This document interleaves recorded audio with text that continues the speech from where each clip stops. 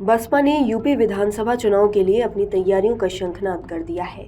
बसपा राष्ट्रीय संयोजक आकाश आनंद ने 10 अगस्त को सादाबाद के उत्सव गार्डन में जनसभा को संबोधित किया। उन्होंने बसपा विधानसभा सादाबाद प्रभारी डॉक्टर अविन शर्मा को सादाबाद विधानसभा से पार्टी का प्रत्याशी घोषित किया। आकाश आनंद ने केंद्र और राज्य की सत्तारूढ़ भाजपा सरकार पर भी तीखे हमले किए। उन्होंने सपा और कांग्रेस पर भी जमकर निशाना साधा। बसपा सुप्रीमो मायावती के भतीजे आकाश आनंद ने सपा के अध्यक्ष अखिलेश यादव और कांग्रेस नेता राहुल गांधी को अंकल कहकर संबोधित किया। इस संबोधन पर सफाई देते हुए आकाश आनंद ने कहा कि उनकी उम्र 30 साल है। उन्होंने बताया कि अखिलेश यादव 50 साल के हैं। उन्होंने तर्क दिया कि 50 साल के व्यक्ति को वृद्ध अंकल ना कहें तो क्या कहें। उन्होंने राहुल गांधी की संविधान बचाओ मुहिम पर भी कटाक्ष किया। आकाश आनंद ने कहा कि राहुल गांधी एक किताब लेकर घूमते हैं, वे संविधान की बात करते हैं, लेकिन अगर उस किताब के पन्ने पलट दिए जाएं तो वे खाली मिलेंगे। आकाश आनंद ने सपा और कांग्रेस के शीर्ष नेताओं पर सीधा हमला बोला।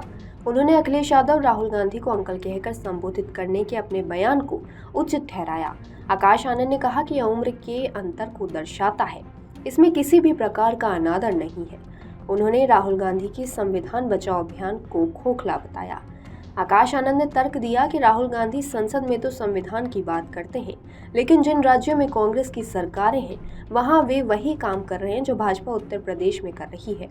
यह आरोप कांग्रेस की कथनी और करनी में स्पष्ट विरोधाभास को उजागर करने का प्रयास था। उन्होंने यह भी संकेत दिया कि कांग्रेस और भाजपा की नीतियां कुछ मामलों में समान है।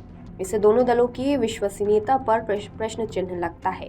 आकाश आनंद की यह रणनीति बसपा को एक अलग और विश्वसनीय विकल्प के रूप में प्रस्तुत करने की थी।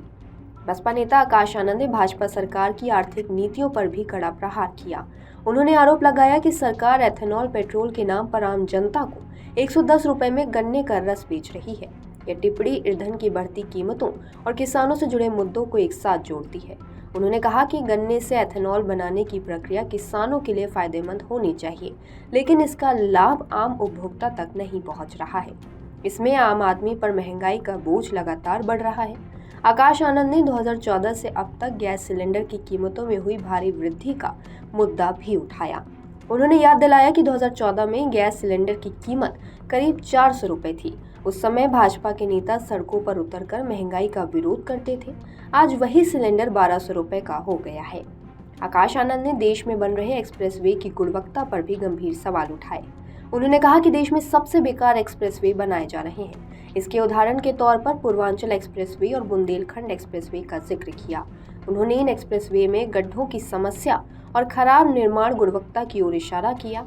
यह खराब गुणवत्ता यात्रियों की सुरक्षा के लिए खतरा है। इसके विपरीत इन्होंने आगरा नोएडा एक्सप्रेसवे की प्रशंसा की। इस एक्सप्रेसवे को मायावती के शासनकाल में बनाया गया था। उन्होंने दावा किया कि इतने साल बाद भी इस एक्सप्रेसवे में एक भी गड्ढा नहीं है। यह आज भी उच्च गुणवत्ता का प्रतीक है। यह तुलना बसपा के शासनकाल में हुए विकास कार्यों की गुणवत्ता को उजागर करने का प्रयास था। आकाश आनंद ने भाजपा सरकार पर अपनी नाकामियों को छिपाने के लिए केवल विज्ञापन पर भारी खर्च करने का आरोप भी लगाया। उन्होंने कहा कि उत्तर प्रदेश में 2017 से भाजपा की सरकार है। इन साल में सरकार ने अपनी कमियों को छिपाने के लिए 7,000 करोड़ रुपए से अधिक टैक्स के पैसों का इस्तेमाल केवल विज्ञापन पर किया है। यह राशि जनता के पैसे की बर्बादी है। इसे विकास कार्यों में लगाया जा सकता है। आकाश आनंद के इन बयानों पर आपकी क्या राय है, कमेंट सेक्शन में जरूर बताएं। और इस तरह की और खबरों और अपडेट्स के लिए देखते रहिए अमर उजाला। आपके राज्य की खबरें, आपके शहर की खबरें सबसे पहले जानने के लिए देखते रहें अमर उजाला। चैनल को सब्सक्राइब जरूर कर लें और पाएं हर अपडेट।